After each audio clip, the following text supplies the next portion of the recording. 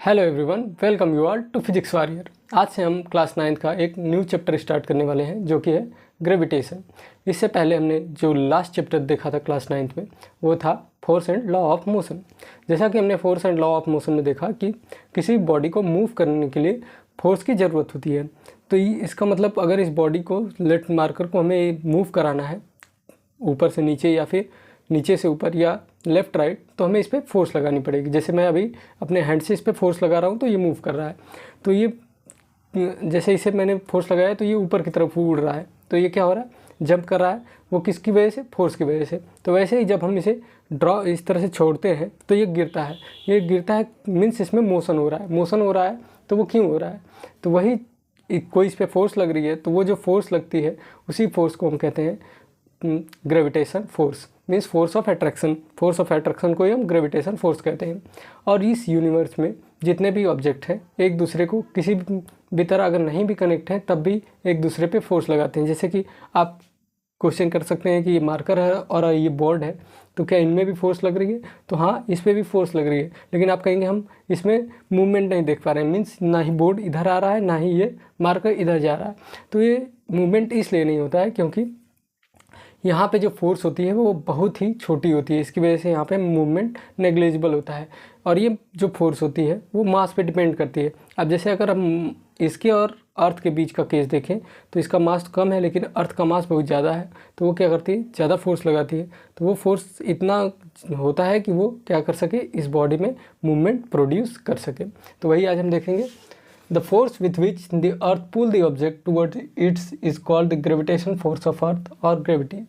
जो अर्थ ने अभी जैसे हमने इस मार्कर को छोड़ा तो ये नीचे की तरफ गिरने लगा, तो ये अर्थ जो फोर्स लगा रही है इस पर अट्रैक्शन का, उसी को हम कहते हैं ग्रेविटेशनल फोर्स ऑफ अर्थ, या उसी को कहते हैं हम gravity. According to Newton, every object in the universe attract every other object with a certain force. Newton के अकॉर्डिंग यूनिवर्स में, जैसा कि मैंने आपको बताया कि यूनिवर्स में जितने भी ऑब्जेक्ट हैं एक दूसरे को अट्रैक्ट करते हैं एक फोर्स से, और उसी फोर्स को हम कहते हैं gravitational force. The force with which the two object attract each other is called gravitational force. उसे हम कहते हैं gravitation force. This force between two object acts even if two objects are not connected by any means. अगर let suppose मैंने, जैसे कि अर्थ है और मून है, अर्थ और मून है, वहाँ पे क्या है, वैक्यूम में है सब, लेकिन वो किसी तरह एक दूसरे से कनेक्ट नहीं है, फिर भी वहाँ पे फोर्स ऑफ अट्रैक्शन लगती है। तो ये यही कह रहा है कि जो force of attraction means gravitational force है, वो अगर कोई भी ऑब्जेक्ट कनेक्ट है, अगर नहीं भी कनेक्ट है तब भी उसमें लगेगा फोर्स। और ये फोर्स डिपेंड करती है मास पे। अगर मास ज़्यादा होगा तो फोर्स भी ज़्यादा लगेगी, और अगर मास कम हुआ तो फोर्स भी कम हो जाएगी। और इसके बाद आता है जिसे हम कहते हैं यूनिवर्सल लॉ ऑफ ग्रेविटेशन या फिर Newton's law of gravitation. Newton's law of gravitation क्या कहता है कि लेट सपोज दैट ये बॉडी है और ये बॉडी है, इनमें जो फोर्स ऑफ अट्रैक्शन लग रहा है वो डायरेक्टली प्रोपोर्शनल होता है इन दोनों। इसका अगर कुछ मास है और इस बोर्ड का कुछ मास है, इन दोनों के मास के प्रोडक्ट के डायरेक्टली प्रोपोर्शनल होगा। और इन दोनों के बीच में कुछ डिस्टेंस है लेट आर, तो उसके डिस्टेंस के स्क्वायर के इन्वर्सली प्रोपोर्शनल होगा। तो इसी को अब हम देखते हैं यूनिवर्सल लॉ ऑफ ग्रेविटेशन। तब तक आप इसे पॉज करके नोट डाउन कर लो।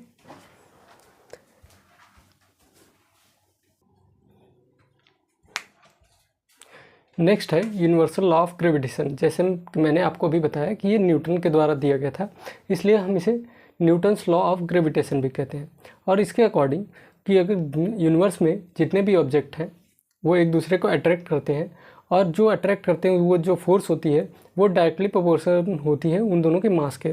लेट सपोज ये मार्कर है और ये बोर्ड है, तो इन दोनों के मास के प्रोडक्ट के डायरेक्टली प्रोपोर्शनल होगी। और इनके बीच में जो डिस्टेंस है लेट से आर, उसके स्क्वायर के इन्वर्सली प्रोपोर्शनल होगी। मीन्स ये वही लिखा है, every body in this universe attract every other body with a force which is directly proportional to the product of their masses and inversely proportional to the square of distance between them. तो यहाँ से ये कैसे कहना चाहता है, F is directly proportional to M1 M2 means mass of first object and mass of second object, and F is directly inversely proportional to the square of distance between them, ये कहना चाहता है। और यहाँ से जो इसका यहाँ पे जो ग्रेविटेशनल फोर्स ऑफ अट्रैक्शन का जो फार्मूला आता है वो आता है हमारे पास F is equal to G m1m2/r²। इसको अभी हम प्रूव करेंगे ये कहाँ से आता है।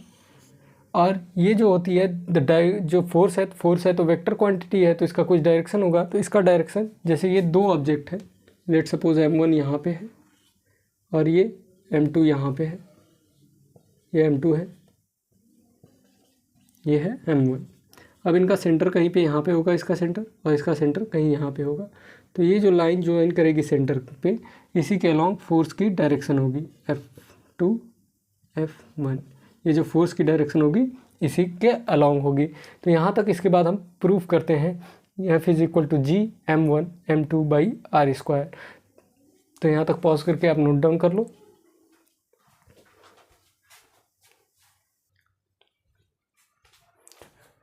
अब अगर यूनिवर्सल लॉ ऑफ ग्रेविटेशन का प्रूफ करने को आएगा तो हम किस तरह से करेंगे। इसका प्रूफ बहुत ही इजी है।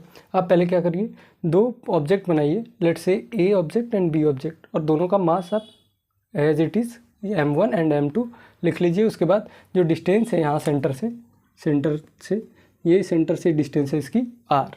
ये हमारे पास बन गया इसका फिगर बनने के बाद जो हमने किया है बस उसी को हम लिख लेंगे। मीन्स लिखेंगे suppose two bodies A and B having mass m1 and m2, B का मास है m2, are lying at a distance r from each other।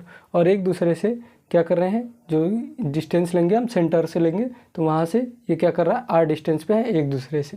तो इनके बीच में अब क्या होगा, आपको पता है कि ये फोर्स ऑफ अट्रैक्शन लगेगा। तो जो फोर्स ऑफ अट्रैक्शन लगेगा मीन्स ग्रेविटेशनल फोर्स जो लगेगा, हम उसे मान लेते हैं वो है F। Now according to universal law of gravitation, अब यूनिवर्सल लॉ ऑफ ग्रेविटेशन का यूनिवर्सल लॉ क्या कहता है, पहला कहता है force is directly proportional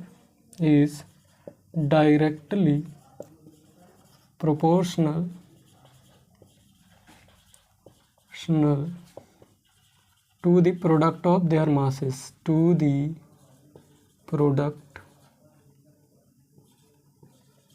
the product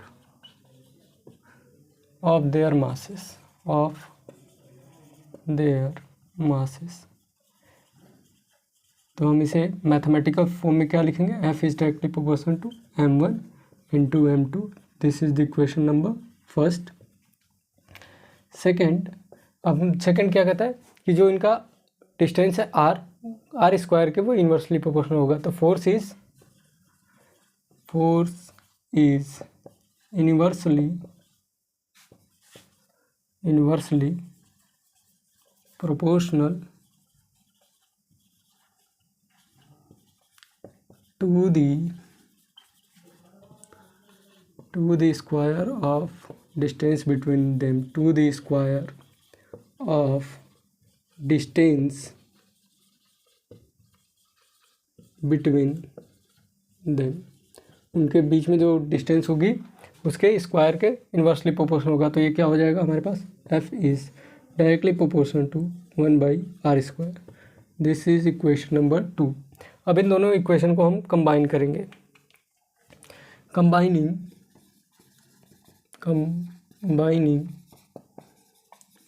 equation first and second, we get, first और सेकंड को हम कंबाइन करके हमारे पास क्या आएगा, हमारे पास आएगा F is directly proportional to m1 m2, और ये इन्वर्सली प्रोपोर्शनल है तो अपॉन में आ जाएगा, अपॉन r²।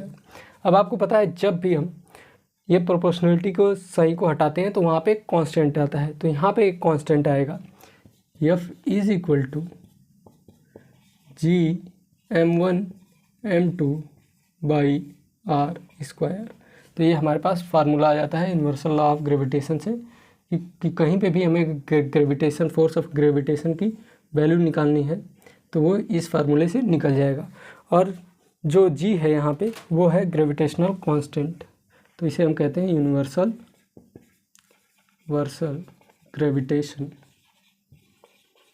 Gravitational constant.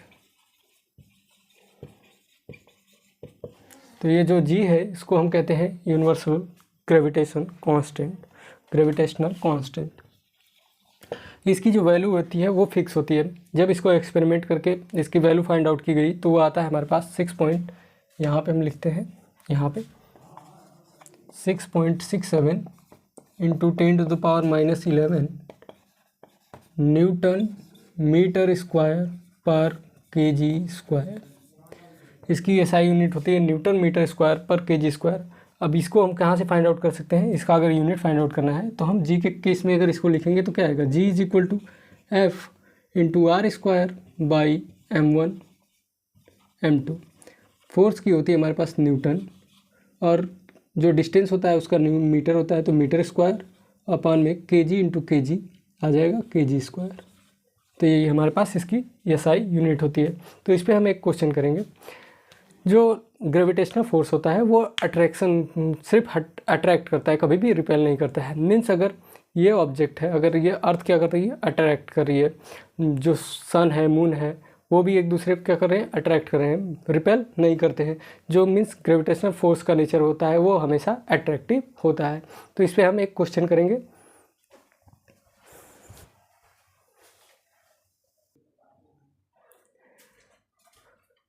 हमारे पास क्वेश्चन है, calculate the force of gravitation due to earth on a ball of 1 kg mass lying on the ground. एक बॉल है जो कि अर्थ के सरफेस पे है और वो बॉल का जो मास है 1 kg है, तो उसका force of gravitation find out करना है। मीन्स वहाँ पे फोर्स ऑफ ग्रेविटेशन कितना लग रहा है। और यहाँ पे हमें दिया है मास ऑफ अर्थ है 6 × 10⁻24 kg, रेडियस है अर्थ का 6.4 × 10⁻3 किलोमीटर, और जो ग्रेविटेशन फोर्स होगा वो होगा 6.7 × 10⁻11 newton metre per KG square.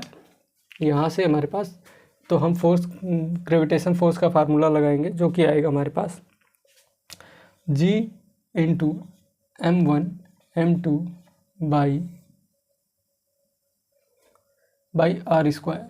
तो G की वैल्यू हमारे पास दी है 6.7 इंटू 10⁻11 और मास की वैल्यू हमारे पास दी है, मास ऑफ अर्थ है हमारे पास 6 इंटू 10⁻24 kg इंटू यहाँ से हमारे पास और है mass of body, mass of ball 1 kg। तो 1/, में ये है किलोमीटर में, हमें चाहिए मीटर में। तो मीटर में हम चेंज करने के लिए इसे क्या करेंगे? इंटू 10⁻3 से फिर मल्टीप्लाई कर देंगे तो आ जाएगा 6.4 इंटू 10⁻3 इंटू 10⁻3 मीन्स हम इसे लिख सकते हैं 10⁻6 का होल स्क्वायर। जैसे कि होता है ना 10⁻a into 10⁻b is equal to हम लिख सकते हैं 10⁻a प्लस b। तो वही हमने लिखा है यहाँ पे। तो इसका स्क्वायर होगा। जब इसका कैलकुलेशन करेंगे, जब इसको कैलकुलेट करके आपका आंसर आएगा 9 पॉइंट, इसके बाद सिर्फ कैलकुलेशन है, कैलकुलेशन करने के बाद आएगा हमारे पास 9 × 10 9.8 न्यूटन आएगा। न्यूटन चेक करते हैं क्या ये न्यूटन इसकी आएगी वैल्यू। तो हम जैसे कि आपको पता है, अगर आपको डाउट हो तो ये है ग्रेविटेशन कांस्टेंट की जो एसआई यूनिट होती है वो होती है newton metre square per KG square. Per KG square means kg square upon में m1 m2 means kg into kg upon में क्या हो जाएगा? आर स्क्वायर मीन्स मीटर का स्क्वायर। तो मीटर का मीटर स्क्वायर से cancel out, kg square kg से कैंसिल आउट। तो हमारे पास 9.8 न्यूटन इसकी वैल्यू मिलके आएगी, 9.8 न्यूटन। अब जैसे अभी तक तो हमने एक्सेलरेशन ड्यू टू ग्रेविटी नहीं पढ़ा। जब आगे नेक्स्ट चैप्टर में इसी चैप्टर में जब नेक्स्ट लेक्चर में हम उसे देखेंगे तो वहाँ पे जब हम पढ़ लेंगे तो इस क्वेश्चन को एक तरीके से और सॉल्व कर सकते हैं। जैसे आपके एग्ज़ाम में क्वेश्चन आ गया तो आप फ्रंट पेज पे इस तरह से लिख सकते हैं, लेकिन आप जहाँ पे रफ करते हैं वहाँ पे लिख सकते हैं, वहाँ पे कर सकते हैं F = mg। आपको पता है मास हमारे पास 1 kg है और ग्रेविटी की वैल्यू क्या होती है? एक्सेलरेशन ड्यू टू ग्रेविटी की वैल्यू होती है 9.8। तो यहाँ से आ जाएगा हमारे पास 9.8 न्यूटन। तो अर्थ के केस में जो भी आपको क्वेश्चन दिया रहेगा आप रफ पे ये कर सकते हैं, रफ पे इस तरह से वैल्यू फाइंड आउट कर सकते हैं और क्रॉस चेक भी कर सकते हैं कि आपकी वैल्यू सही आई है कि नहीं। हम लोग जब पढ़ते थे तो हम लोग क्या करते थे, अगर क्वेश्चन इस तरह से आ गया तो हमने इस तरह से क्वेश्चन को पूरा स्टेप वाइज स्टेप हम लिखेंगे। यहाँ पे कुछ जो कैंसिल आउट होता रहेगा, कैंसिल आउट नॉर्मली उसको कैंसिल आउट कर देंगे। उसके बाद रफ पे हम लोग उसका वैल्यू फाइंड आउट करते थे और इस तरह से आंसर लिख देते थे।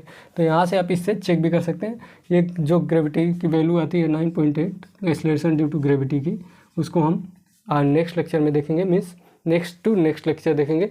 इसके बाद वाले लेक्चर में हम देखने वाले हैं Kepler's law of planetary motion.